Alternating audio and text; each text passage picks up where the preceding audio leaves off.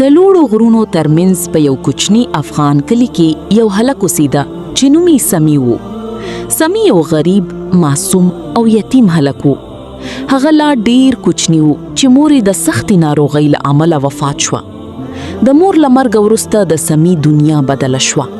کور خاموش شو، خندا ورکه شوه او د کوچني سمی د سترګو رڼا هم کمه شوه. کله چې د سمی مور ناروغه وه، هغې خپل خاوند ته وویل: زما له زویه پام کوه، هغه ډیر نازک زړه لري. پلار یې په ژړا وویل: زه به یې هیڅکله یوازې پرېنږدم. خو قسمت بل څه لیکلی و. څو میاشتې وروسته د سمی پلار د خلکو په مشوره بیا واده وکړ.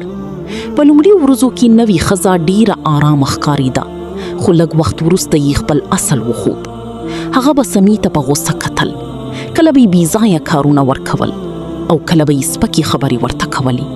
سمی به سهار وختي پاسېده، اوبه به یې راوړې، لرګي به یې راټولول، کور به یې پاکاوه. خو بیا به هم میرني پرې ناراضه وه. یو ورځ یې په قهر وویل: ته یوازې زموږ د کور بار یې. د دې خبرو اورېدو سره د سمی سترګې له اوښکو ډکې شوې. یو ورځ سخت باران و. سمی لمدو جامو کې بهر ولاړ و او لرګي یې راټولول. کله چې کور ته راغی، بدن یې رپېده. خو میرني پرې چیغه کړه: زیر شه، لا کارونه پاتې دي. سمی غلی و. هغه یوازې د خپلې مور تصویر ته کتل او په زړه کې ویل: مورې، زه ډېر ستړی یم. د دوی ترڅنګ یو بوډا سړی اوسېده چې نوم یې حاجي کریم و. هغه به تل د سمی حالت لیده. یوه ورځ یې سمی ته ډوډۍ ورکړه او وی ویل: زویه، صبر کوه، تیاره شپه تل نه پاتې کېږي. دا خبرې د سمی په زړه کې لکه رڼا پاتې شوې.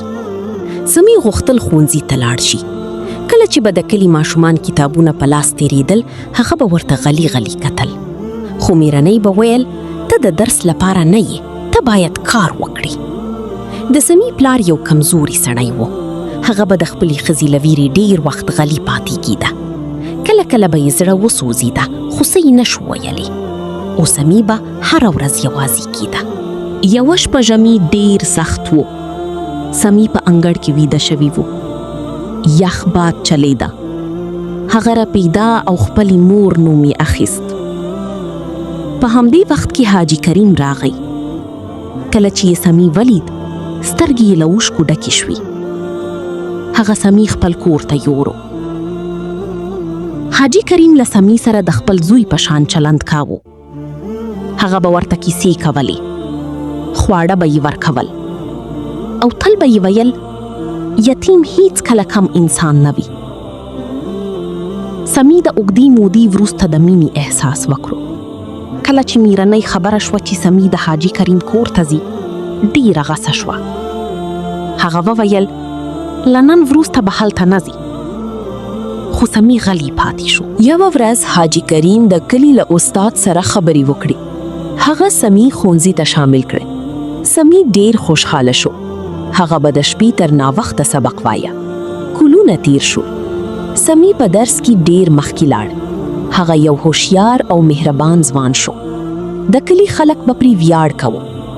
یوه ورځ میرني سخته ناروغه شوه. په کور کې هیڅوک نه و. هماغه سمی چې هغه به زوراوه، د هغه خدمت یې پیل کړ. درمل به یې راوړل، اوبه به یې ورکولې او تر څنګ به یې ناست و. میرنۍ یې یوه شپه وژړل. هغې ویل: ما ته ډېر زورولې، خو ته لا هم زما خدمت کوې. سمی په آرام غږ مې وویل: زما مور ویل: بدی ته په بدی ځواب مه ورکوه.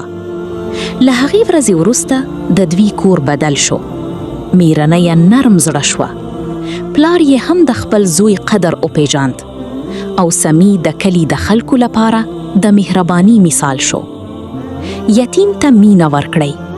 ظلم د انسان زړه ماتوي. صبر او خو اخلاق یو وخت هر درد بدلوي. انسان د خپل زړه له امله لوی کیږي، نه د خپل حالت له امله.